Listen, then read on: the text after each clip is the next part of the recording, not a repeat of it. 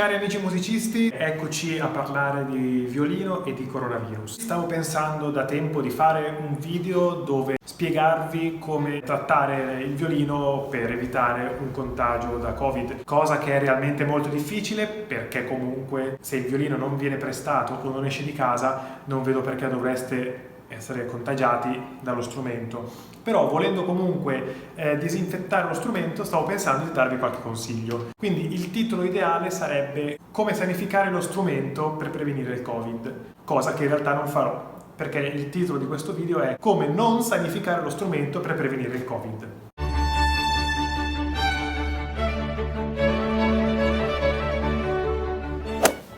Questo titolo perché nello spiegarvi come sanificare lo strumento avrei potuto darvi delle idee sbagliate.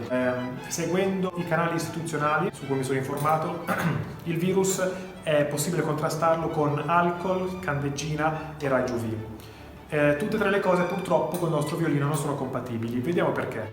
Partiamo dall'alcol, è il solvente principale di quasi tutte le vernici per liuteria. E le resine di queste vernici vengono sciolte nell'alcol, applicate sullo strumento e poi, una volta che evapora l'alcol, rimane lo strato di resina o mix di resine che copre lo strumento. Se una goccia di alcol arriva sullo strumento, ovviamente le resine ritornano a sciogliersi e quindi si rischiano di fare dei grossi danni. Altre vernici sono vernici ad olio, vuol dire che le resine non sono sciolte in alcol, ma sono sciolte in un olio di lino essiccativo.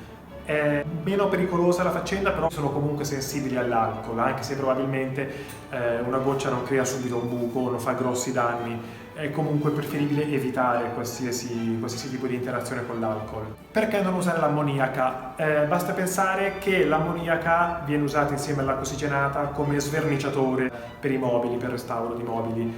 Io quindi assolutamente non lo userei mai su uno strumento, come non userei mai altri tipi di sgrassatori o di prodotti per la pulizia della casa che, dovendo pulire a fondo, sono molto aggressivi. Una terza soluzione sono i raggi UV, ovvero la luce solare. Il problema è che il sole di questo periodo è molto caldo. I violini sono incollati con una colla speciale che con il caldo si scioglie. Questo permette di fare dei restauri, di poter aprire lo strumento. Lasciare lo strumento al sole, quindi al caldo, per parecchie ore o comunque per parecchi minuti rischierebbe comunque di andare a rovinare la vernice e creare delle crepe o delle scolature allo strumento che assolutamente non vogliamo. Quindi cosa possiamo fare per sanificare il nostro strumento? Ricordiamo che probabilmente non ce ne sarebbe bisogno perché se lo strumento rimane a casa in teoria non dovrebbe potervi contagiare. Volendo comunque andare a pulirlo, quello che si può fare è esattamente la stessa cosa che faremmo con le nostre mani.